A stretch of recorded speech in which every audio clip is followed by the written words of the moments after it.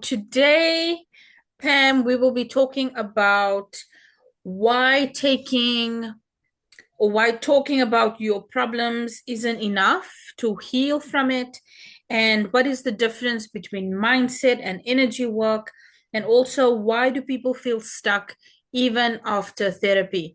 So it's up to you if you want to talk about a specific, maybe health related or relationship related or money related. Maybe you can put it in context, or if you just want to speak in general, that's fine too, but I will let you begin. Thank you, Pam. So basically, uh, there are certain uh, underlying rules that follow all of these abundance, relationship, and any other issues that may come up.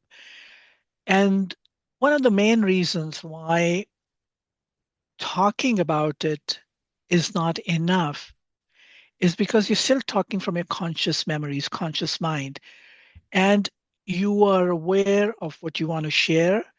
You are like still on guard about what you want to share with people and have them know about you.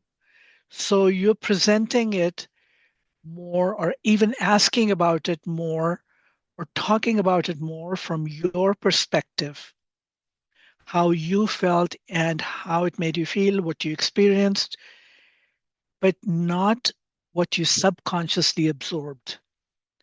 So it's like, there's a tree, a fruit tree, you kind of get rid of the fruit. You don't like the fruit, the bad fruit, get rid of it, or get rid of the dead branches, but they'll still grow. It's still the same tree. It'll still keep producing the same fruit until you get to the root of it. And, then that's where things change. So energy healing doesn't need to know what happened, why it happened, where it happened, whether you remember it or not that happened, or you remember it as that happened this way, that, you may remember to have a totally different perception of the situation. So it's bringing things out from your subconscious and the blocks that are set up. Energy healing is working to break those blocks.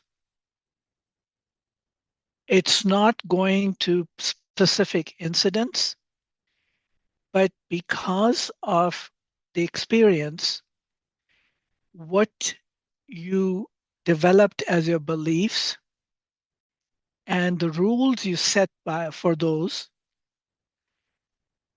are all forming blocks and stopping the flow of the energy. So once you dissolve the blocks, then that frees up the flow and you feel a lot lighter. You may not even uh, remember, but this happens like at the energetic level. And sometimes there's a lag time because in the physical, things move a lot slower than on the energetic level. So you may experience it a couple of days later. You may have those aha moments, epiphanies, a week later, 2 weeks later. And so that's the major difference where in therapy, you're kind of trying to relive experiences as you think it happened, as you remember it happening because of how you processed it. But in energy healing, it's going past all of that and getting to the blocks that you formed because of that experience. And a lot of times, because a block is something that you can't see beyond, so you're not able to see it. So in therapy, even if you want to talk about it, you're not really addressing the main issue. You're just addressing what it made you feel or how you're still consciously remembering it. So that's why energy healing works a lot better because it goes a lot deeper. Yeah, that makes sense. I remember when I went for therapy, it was NLP. So it's a little bit of a different modality than some of the other different therapies. I'm not familiar with all of them. I haven't experienced all of them. But what I do remember from it was it requires you to relive your trauma quite a bit. And it's not always pleasant to do that. And what I personally like about energy healing is that you don't have to remember the trauma. Like you said, you don't have to remember what happened, when it happened, how it happened, all of that. It automatically cleans itself or removes itself, based on the energy work that's being done. So if someone is considering, let's say, therapy versus energy healing or any other modality for something like a money block, let's say, they're having financial issues and it's constantly, financial problems, or maybe, they're always spending too much money, or maybe they've got some kind of issue financially that they cannot resolve over many years. And they thinking that maybe this is a mindset issue or something. So they're considering different modalities to fix the issue. What advice would you give them from a energy healer's perspective in terms of how to actually deal with something like a money block? So two things. One thing when you mentioned about NLP as a modality or any of the other energy modalities, they're still working with energy, but they're working on the surface, and they're trying to sort of deal with things as you remember them. Um, and when you mentioned that, you were uncomfortable reliving some of the memories, it's not that an energy healing, the memories are not going to come up, but they will come up as you are trying to figure out because you are going down the rabbit hole. For example, the money blocks. Now, why do I block the money? Why do I feel, why do I see a path and then I can't pursue it, or it doesn't give me the financial results that I'm expecting? Uh, with energy healing, we go deep enough to get to the cause of it. And you may remember, uh, it may resurface that as you were growing up, you were told, or you won't amount to anything, or you don't deserve money, or, because you were being punished for something that you did. And a parent may have said, oh, you don't deserve this money, so I'm not going to give you. So you have that, you don't deserve that money. That's the block that formed, the belief that, your parents don't think you're worthy of it. You don't think you're worthy. So that real, no matter how much you consciously say, oh, yes, I want money, I want cars, I want this, I want that. But the subconscious reel that's playing in your mind is telling you, oh, you don't deserve it. You're not worthy of it. That's what's directing the patterns in your life. So even though your intense, wishful thinking and desire to have those things and have money and have abundance may bring it to you, but the subconscious reel is sabotaging that. So with energy healing, that's what we are addressing, the subconscious reel.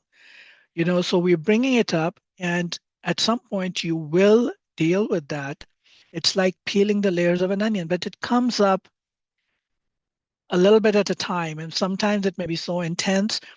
But the difference is that in the other modalities, you are taking charge and sharing what you want to share. In energy healing, it's bringing up what you need to address. You see, when you're changing the blocks, okay, you want abundance, and why am I not getting that? Then you'd go that. But, like consciously, if I'm saying, yeah, I mean, I'm trying to manifest money and I'm trying to do work and I'm trying to do everything that needs to be done. I get money, but then I get just as many bills or something else offsets that, or I lose the money or I just spend it. Uh, you know, But why are you doing that? What is driving you to do that? That is where we go with energy healing. You may remember that, the fact that when you were growing up, you didn't have much money and you wanted all these things, but you felt like you could never have them. So now that as soon as you get them, you just want to live lavishly. So you don't kind of take care of it.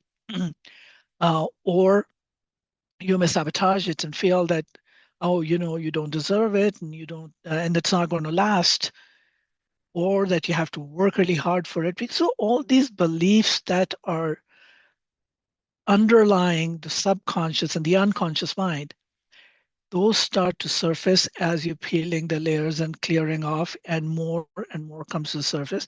And that offers an explanation and clears the path in your energetic body of the blocks and lets the energy flow through. And there's definitely a big shift that takes place, and you feel the lightness, where you felt before that you're stuck or something's not, like each time, an opportunity comes your way, either you don't avail of those, opportunities, or if you do, it doesn't get you the results that you want. You know, you apply for a dream job and you think everything's going fine, but then somebody else gets the job. You're looking for a promotion and you're ready for it, you worked for it, but then somebody else undercuts. And it happened a lot in, my working life, like before I retired. And I always wondered why. But, you know, now in hindsight, now that I'm studying energy healing and I've done the work, I see why that happened because of my beliefs that, money is the root of all evil. Very rich people, they misuse the money and they try to control everybody else. So I don't want to be like that. And if I'm rich, people only will only like me for my money and what I can give them. So because of all those beliefs, you know, then you start unconsciously kind of putting out those vibes. But now, as you get deeper, you say, okay, money is just an energy exchange. It's green energy. It uh, buys you comfort. And another thing that I read recently from somebody who's an actor who's earned a lot of money and is now, um, what he does is basically, he'll check out the GoFundMe pages and pays off somebody's medical bills or, things like that anonymously. And his comment on that was, I, money doesn't feel like a burden when you do something like this. It's just the universe giving you an opportunity to help somebody else. So the mind shift, it's not that money itself is bad. It's look at it or what we think of it. That's what kind of changes the dynamics. So with energy healing, that mindset, the set of beliefs that you have around that, the set of rules that you formed based on your beliefs, that is what shifts. That is what changes. And so the fruit that's on the tree that's growing because you've changed the root, the fruit is different. Mm. Yeah, it all does come down to the belief systems. And we actually spoke about this. I'm not sure if it was last week when our recording wasn't working, but we did speak about the belief systems and how that shapes everything. It shapes everything that you experience must go through those belief systems, and how important it is to change and remove the belief systems that don't work for you. But the tricky bit is you don't always know what the belief system is because, like you said, it's the subconscious, unconscious program that's just in the background playing on loop. And here you are going about your life based on that programming. Yep. And the issue is with therapy or any other modality, how do you even find that? It might take a very long time for you to go back and look through all those subconscious, unconscious beliefs to find the ones that are actually manifesting negative things in you, not necessarily negative, but not the things that you want. And Yeah. with energy healing, you don't have to remember any of those belief systems. You don't need to know where it comes from. You don't even need to know what they are. Automatically, because of the intention of the energy healing, it will remove what's not supposed to be there or what is not aligned with that intention automatically, which is Um, an amazing Let thing me about interrupt energy there. healing. Let me interrupt you there. When you've said that a couple of times that it'll automatically remove that. It doesn't automatically remove that, but it does bring it to your attention where something that you didn't remember and knew that this was causing the problem, you find out. It's like going to the doctor, you have a pain, but you don't know why the pain is there. But you go to the doctor and they do take a few x-rays or do a CT scan or whatever, then they are able to identify the cause of it. You still have to treat it.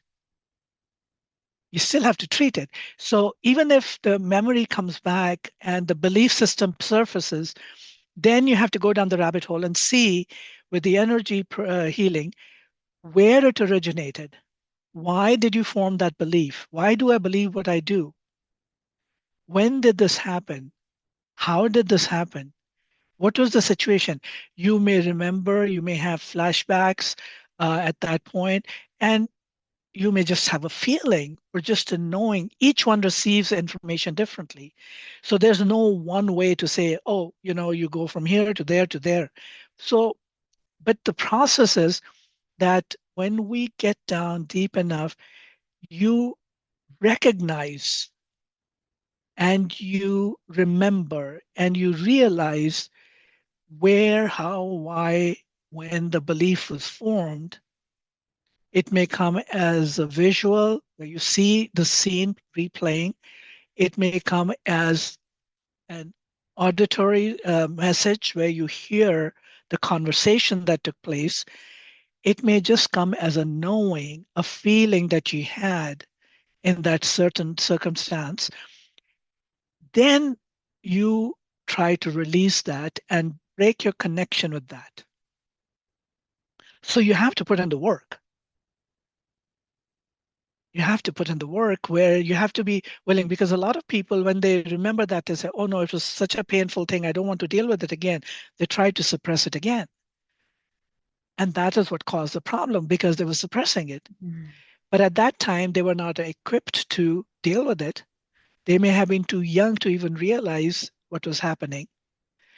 Now, recently, in one of the exercises, where we had to um, deal with some situations, and I realized that what came through was very random, like, pieces of news that I heard about human cruelty, and I didn't realize I had processed it that way. It was like so. I was wondering because right now with my work where I am, I've got bits and pieces left that I'm trying to pull out of, where I feel disconnected or part of me is not there. I'm kind of bringing all parts of me back to what I had shelved, what I had put away. And so when this came up in one of the sessions with the mentors, I asked, and then I realized that it was the news that my ears, another sort of, the chakras that we, seven chakras that we know, but there are a lot more chakras in our body everywhere. The ears absorb what we hear, whether consciously or unconsciously. So the news bits that I heard or read at a young age, it scared me. It sort of I didn't want to be in that situation. And I was fearful that if I did certain things that I might find myself there. So I had just locked it away and I had processed it in a way that I didn't realize I had.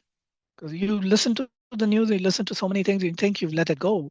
But apparently I hadn't. Because when it surfaced, it surprised me, but it made sense.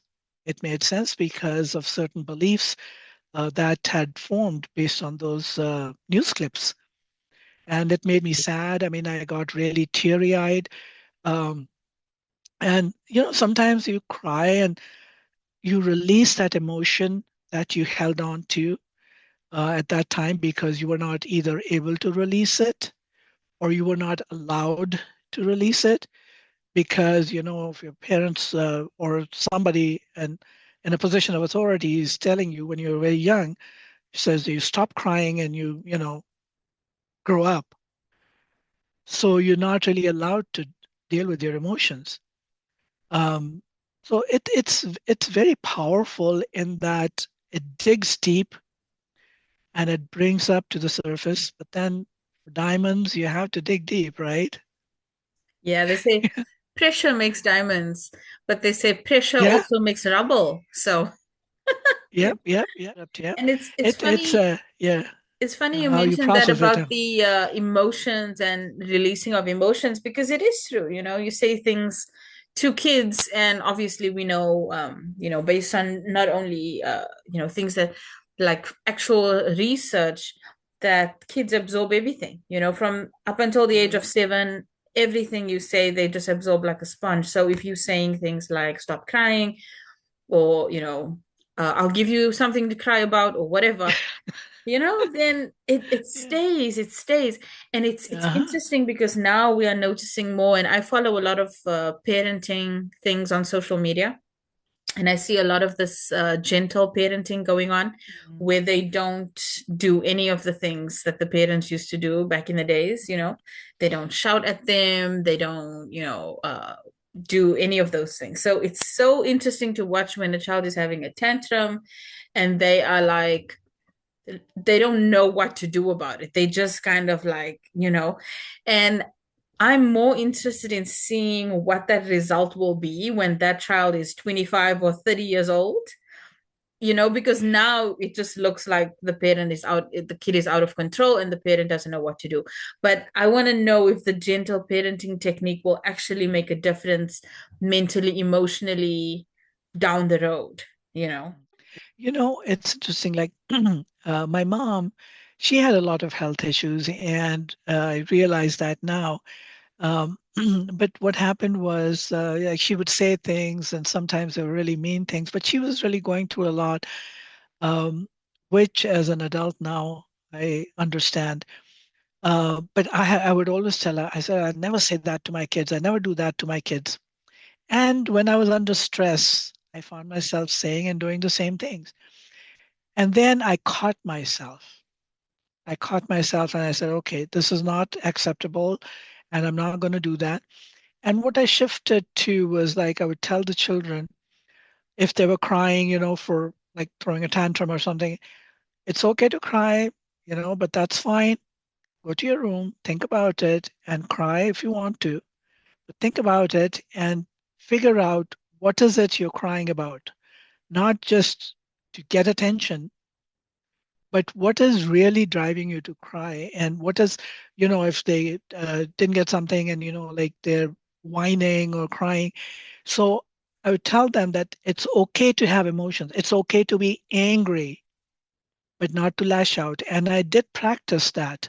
But, you know, uh, while I did that consciously as an adult, for most of the time, I mean, you're never infallible to your human experience, no matter how spiritual you get. But uh, what had been blocked from before when I was a child, that is being addressed now. That's what coming has come up now in this energy healing, which I was not aware of, that this is how it worked or what was happening. So yeah, it's an interesting journey. You still have to participate because the energy healer is only a facilitator. They can, sort of guide you through, but the journey and the experience is your own. and they cannot get in your mind and kind of, figure out what happened. They can analyze based on what the memories are coming up, based on their experience, but the final sort of acceptance or rejection, it has to come from you, because there are people who say, oh, no, no, I never did that, and that's not right. I remember I attended a workshop about soul contracts and how to break soul contracts. And there were 25 of us. And the first time that we all met, we took a picture, and everybody's like very somber in that picture. They're all sitting very solemn. We did the work, and they taught us a little bit about hypnotherapy, just a little different things about breaking soul contracts. And also because the two people conducting that workshop were hypnotherapists, so they talked about that, and encouraging people to sign up and learn about that. There was one person in the group who refused to be hypnotized, who refused to go through this because she felt very uncomfortable and that was too painful. So the pictures that we took on the last day, you see everybody else laughing and smiling because they're feeling lighter, having, released some of it. And she's just as somber as she was on the first day because she had not done the work. She was not willing to do the work. She was not willing to participate. So these things work. I mean, they say nobody can die for you. You have to die for yourself. So basically, this is something you have to live for yourself, do for yourself, but you can have the guidance and the support and the direction from the healer.